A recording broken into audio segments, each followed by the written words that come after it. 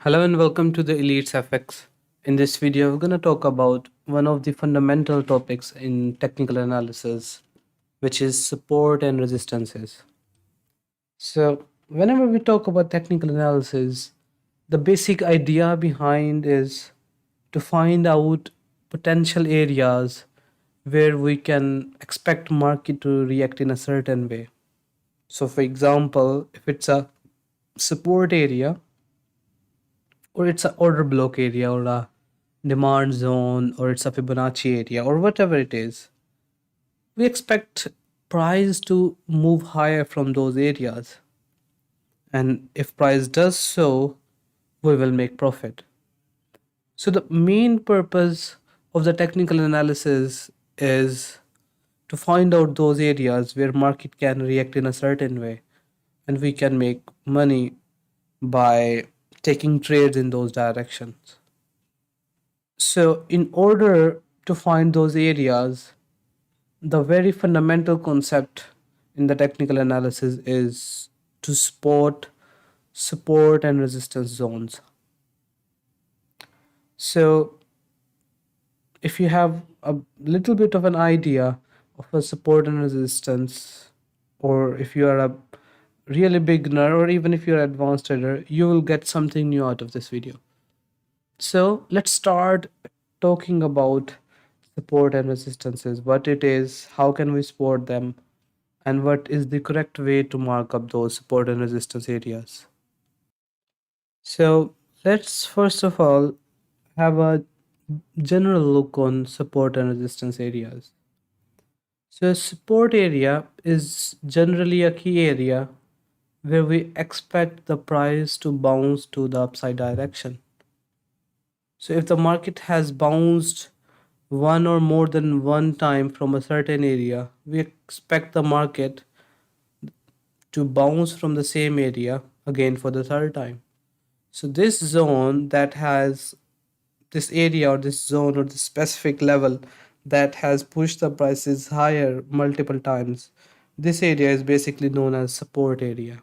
Market is getting support from this level.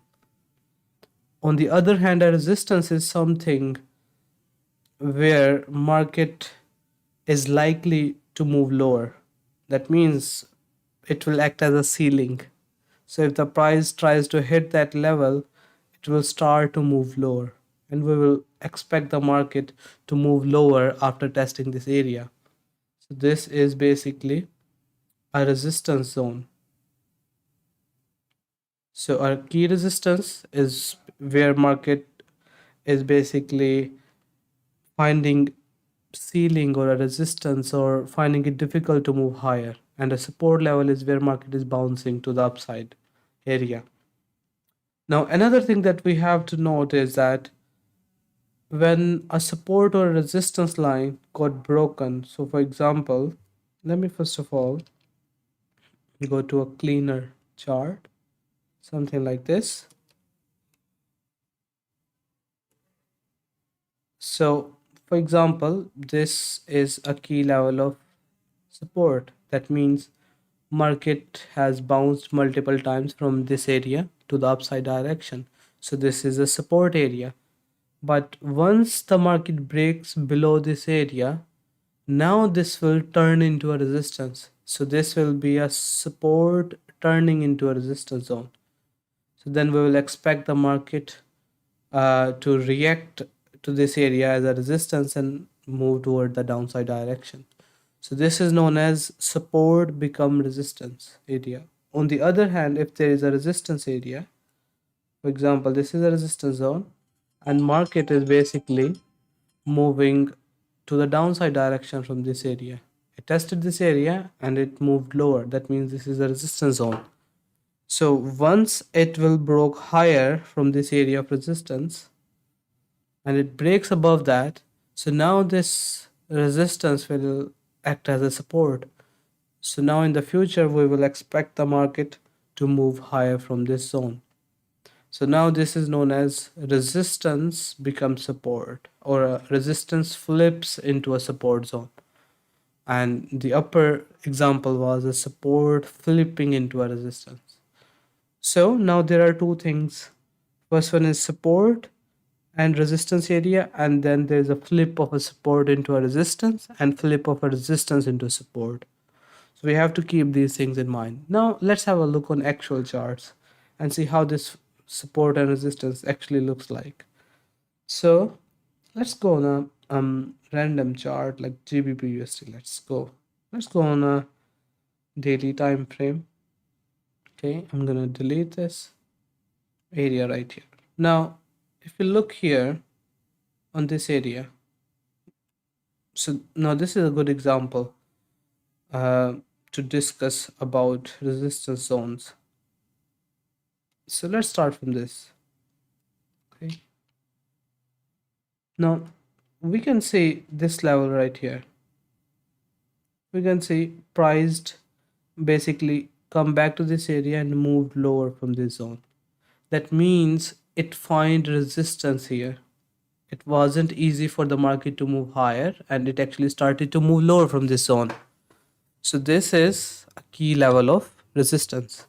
So if this is a key level of resistance, so in future we will expect market to basically react to this area, and it will be hard for the market to move above that zone.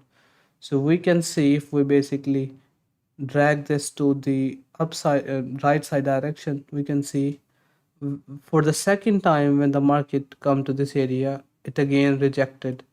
When it come to the third time, same area push the prices toward the downside direction. And even after that, we can see if we drag it all the way to the right side, you will see this area again acting as a resistance here, and pushing the prices lower multiple times. So this is a key example of an area that was a resistance and how market drops lower from this zone. So now if we look on the future, what we can see here, if I mark up a zone around this zone area to represent this as a resistance. So now we can see this resistance basically flipped into a support. So as we discussed about it previously, that once this got broken to the upside, so now this is no longer a resistance. This is now resistance flips into a support.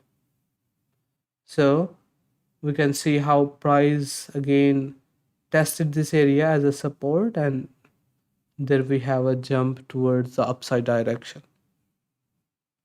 So that's how we basically mark up a resistance zone, find resistance area, and see how market basically uh, reacted to this area. This is an example of a support area, resistance. So now let's look on this example here. So this area right here, if I zoom in, we can see previously market moved lower from this zone. Once it broke above, now this resistance will act as a support. So we can see how market basically come to this zone, reacted and find support and move to the upside. So resistance become support. And now we can see here again market has been rejecting from this area multiple times, and now it's more likely that it's going to move higher. On the other hand, if it breaks below, now this again support will become resistance, and we will expect the market to move lower from this zone. So that's how we basically mark up support and resistance zones. So let's go to some more historical data and try to mark up these support and resistances.